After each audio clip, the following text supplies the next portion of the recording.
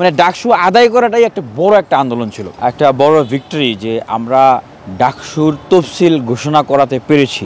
দীর্ঘদিনের আন্দোলন, অনশন, অবস্থান, এখন আমাদের আসলে দেখার পালা যে তফসিলের পরে আমরা একটা সুন্দর পরিবেশে একটা নিরপেক্ষ সুন্দর অংশগ্রহণমূলক নির্বাচন আয়োজন করার সেইটার এখন একটা অপেক্ষার পালা। আর আমি যেটা মনে করি যে ডাকসু নির্বাচনটা নিয়ে আসাটা ব্যক্তি হিসাবে ডাকসুতে বিজয়ী হওয়ার চেয়েও বড় একটা বিজয়। অনেকে আমাকে জিজ্ঞেস করে যে ভাই আপনি ডাকসুতে পার্টিসিপেট করবেন কি না, ইলেকশন করবেন কিনা। অবশ্যই আমি ডাকসুতে পার্টিসিপেট করব। বিশ্ববিদ্যালয়ের ছাত্রছাত্রী ভাই বোনরা যারা আছেন তারা চাচ্ছেন আমি পার্টিসিপেট করি সেই জায়গা থেকে।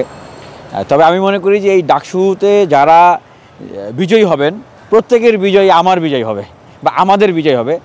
কারণ এই যে ডাকসুর তফসিল ঘোষণা করা বা ডাকসুটা হওয়ানো, এটার পিছনে আমি সহ আরও অনেকেরই অনেক মানে শক্তিশালী একটা ডেডিকেটেড একটা অবদান আছে।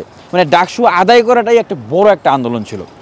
দেখেন 5 আগস্ট পরবর্তী সময়ে আমাদের একটা অনেকেরই ধারণা ছিল যে ছাত্র সংসদ নির্বাচন এটা স্বতঃস্ফূর্তভাবেই আসলে দিয়ে দিবে, কিন্তু আমরা দেখলাম যে 5 আগস্ট পরবর্তী সময়ে এখানে বিভিন্ন ধরনের মেকানিজম তারা আস্তে আস্তে দানা বাঁধতে শুরু করলো এবং আস্তে আস্তে ডাকসু যেন না হয়, বাধাগ্রস্ত করা যায় সেই ধরনের এলিমেন্ট অ্যাক্টিভ হওয়া শুরু করলো। বিশ্ববিদ্যালয়ে ককটেল ফুটানো হলো কয়েক দফা এবং বিশ্ববিদ্যালয় থেকে প্রশাসনিকভাবে তাদের যে গতিশীলতা সেটা আটকে গেল। তখন আমাদের কাছে মনে হলো যে না, ঠিক আগে আমরা যেটা দেখতাম যে যারা ক্ষমতায় থাকতো বা ক্ষমতায় আসবে বৃহৎ শক্তি তারা ডাকসুর বিরোধিতা করতো, ডাকসু ইনিয়ে বিনে ডাকসু চাইতো না বা ভিতর থেকে এমন সিস্টেম করে রাখতো যে সিস্টেম আগাতো না, মানে লাল ফিতার দৌরত্ব তৈরি করে রাখতো। এখন আমরা সেটা লক্ষ্য করলাম যে তাই তো, এবং বাইরে আমরা দেখলাম যে একটা গোষ্ঠী বলতেছে যে ডাকসুর পরিবেশ নাই, বিশ্ববিদ্যালয়ের প্রশাসন ডাকসু আয়োজন করার তার সক্ষমতা নাই, সুতরাং ডাকসু এখন না, ডাকসু পর। তাহলে ডাকসু কবে ভাই? 11 মাস 10 মাস হয়ে গেছে। অথচ এরা ঠিকই কিন্তু বলতেছেন যে জাতীয় নির্বাচন দরকার। তো জাতীয় নির্বাচন দরকার দেশের জন্য, তাহলে ডাকসু নির্বাচন দরকার না? আবার মানে 300-রও অধিক সংস্কার প্রস্তাবনা ঝুলিয়ে দিচ্ছেন যে এগুলো দরকার ডাকসুর আগে, এগুলো ছাড়া ডাকসু আমরা মানি না, এগুলো ছাড়া ডাকসু আমরা চাই না, সেই ডাকসু গ্রহণযোগ্য হবে না। তো এখন সব সংস্কার কি ভাই বিশ্ববিদ্যালয় প্রশাসন অথরিটি তারা করবে?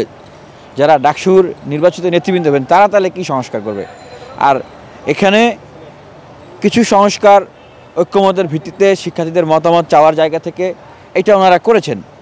এর বেশি যদি কেউ মনে করেন, কোনো ব্যক্তি বা কোনো গ্রুপ মনে করেন, কোনো সংগঠন মনে করেন তাদের আরও সংস্কার প্রয়োজন, তো ওনারা ওনাদের ইশতেহারে সেই সংস্কারগুলো দিয়ে দেখ, শিক্ষার্থীরা ওনাদেরকে ভোট দিবে, ওনারা বিজয়ী হবে। যেগুলো শিক্ষার্থীরা প্রয়োজনীয় মনে করে ওনারা এসে সংস্কার করবে। তা আমরা সেই যুক্তিগুলো দিয়েছি।